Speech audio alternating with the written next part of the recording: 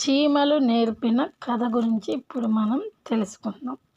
అడవిలో ఒకరోజు ఏనుగుల గుంపు నీళ్లు తాగడానికి వాగుకు వెళ్తుంది. దారిలో చీమలు సమావేశం ఏర్పాటు చేసుకున్నాయి. చీమలను గమనించిన ఏనుగు పక్క నుంచి వెళ్లకుండా వాటిని తొక్కుకుంటూ వెళ్ళాయి. ఏనుగు దాడిలో కొన్ని చీమలు చనిపోగా కొన్ని తీవ్రంగా గాయపడ్డాయి.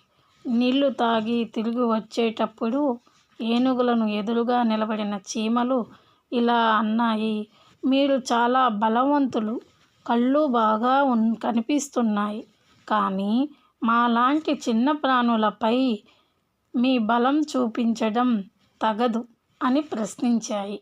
దానికి ఏనుగు